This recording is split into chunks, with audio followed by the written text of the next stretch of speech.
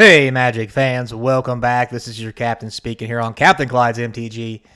Today, we're going to talk about Magic and anime again, I guess, because apparently they're going to do a manga title. Also, an actual statement about generative AI from Wizards.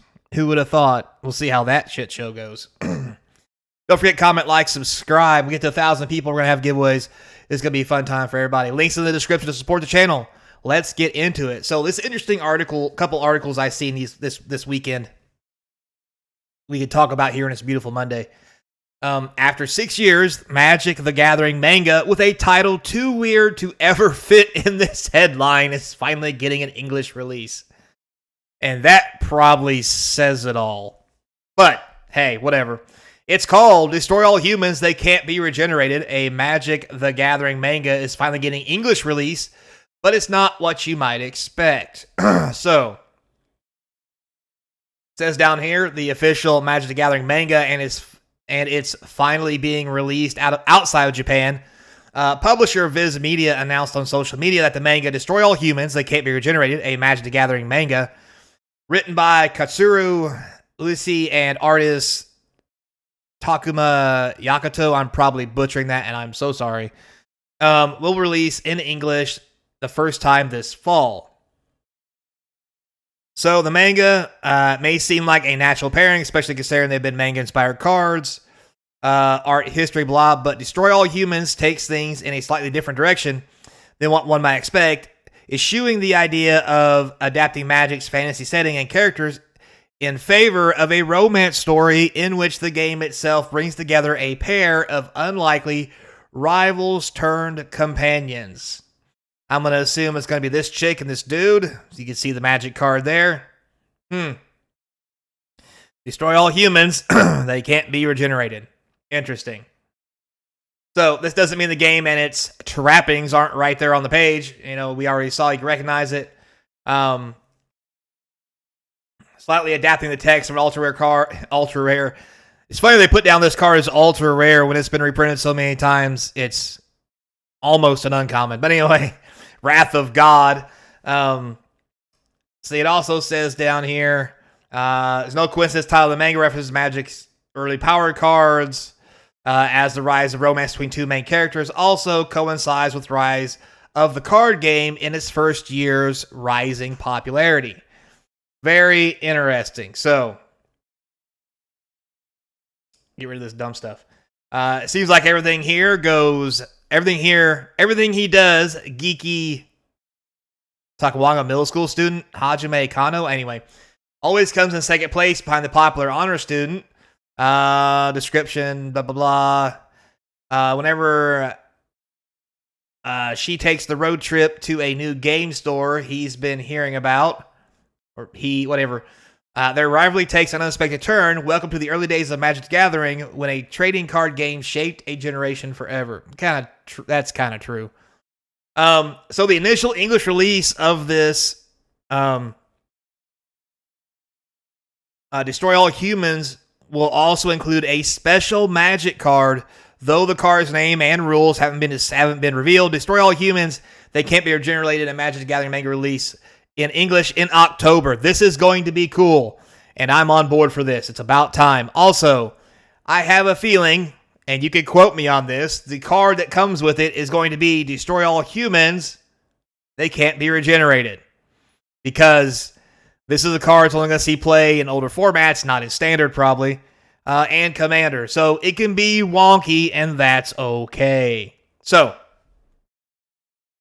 there you have it. Very interesting. It's kind of cool to see this. Let's see where it goes. I'm going to reserve my opinion. And hope for the best. God have mercy they don't screw this up. Also here, if you can look up here at the art, get the bigger picture art here. The art, not too shabby for a manga, not gonna lie. So yeah, I'm on board. I haven't read a good manga in a while, especially one in English.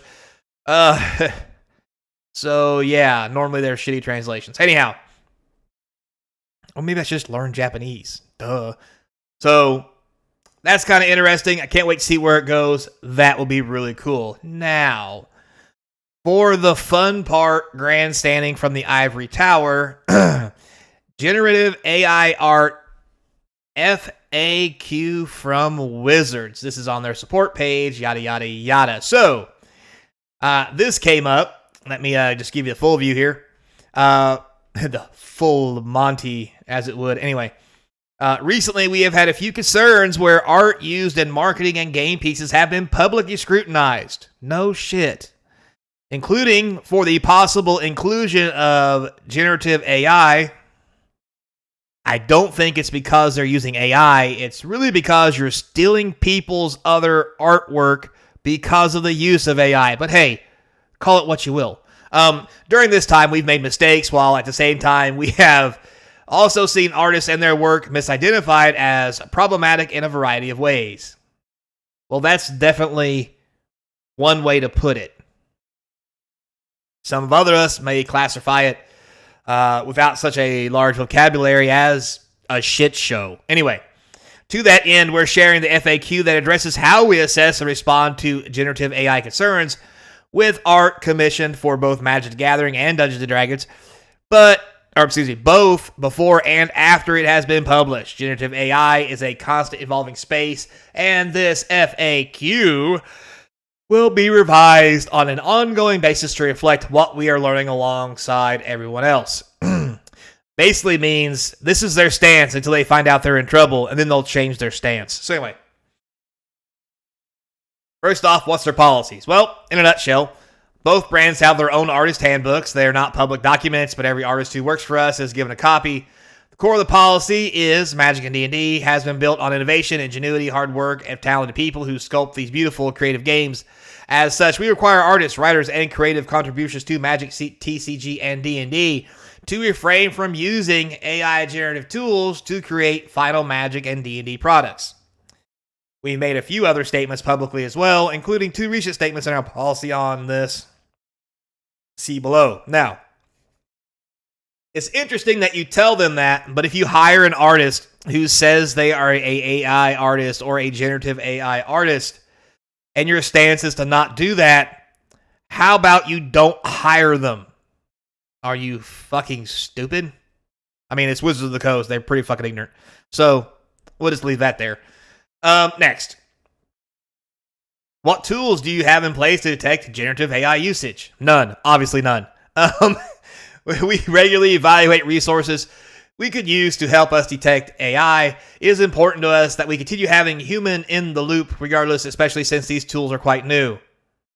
Again, nothing. Probably nothing. They just let us find it, bitch about it, and then they try to clean the mess up. How will you handle a situation where a piece of art has used generative AI and it wasn't caught by your internal processes? Probably because they don't have any. Investigation process is much the same. None. We gather what information we have from reports, both public and private. We review the art, we run our tools, which they don't have probably. And we circle back with the artist who created the piece. Often in public discourse is where a credible violation of our art policy was first discovered. We may make a statement. So I like to point that out. Often, if public discourse is where a credible violation of our art policy was first discovered, which is where it's always discovered, and if it's not, I'd like to know about it because I have no faith that you guys check this shit. But anyway, moving on. Why are you not being transparent about AI use? Oh boy, that's a deep rabbit hole. Let's not go there. We try to be transparent as possible, which is not at all, but not at the cost of people's privacy or livelihoods. And that's fine. I don't care who does it. What I care about, and I think what everybody else cares about, is the fact that you're buying it and allowing it to happen. So, let's just go with that. That being said, we have been and will continue to be clear about what we use. So, on this one, I'm not going to read their response because here's the thing. Transparency about it is not letting it out and not working with people who want to use it and tell them that is why. And if they want to argue that and then come out in the public and slander Wizards for that stance, then I believe Wizards has the right to be transparent about how they do their work. Because they are stating Wizards won't hire them for XYZ, I think Wizards then has a right to tell the truth to everybody. So I would basically let them know hey, we're not going to hire you. Here's why. We won't tell anybody if that's how you want to do your art. But just remember, if you come after us or try to slander us in the media, we will disclose our reasons to everyone and go from there. Because I think there's not enough fuck around and find out in the world. Just putting it out there. So, piece of art sure looks like AI to me. Well, investigation. Some are inconclusive, yada, yada, yada. It's hard. Like, the internet's probably better at this shit than they are. And that's just because there's more people on the internet who's got time to do this shit and probably who enjoy it for some fucking reason. But anyway, that's fine. It seems like you no longer work with artists anymore, but you haven't said anything. Why not? Excuse me. Again, lots of reasons why I don't work with artists. They talk about that. We just talked about in a previous thing, they don't want to slander an artist. So for me, if the artist wants to come out and bitch about it, I think it's fair game, but do what you will. Is using AI to generate, or will use AI to generate blah, blah, blah. Yeah, so Hasbro's got a lot of stuff in AI, and I honestly don't care about AI for the most part. Just in my D&D and Dungeons & Dragons game. Now, if another game comes out, I like it, it has AI art, and I like it that way, that's fine.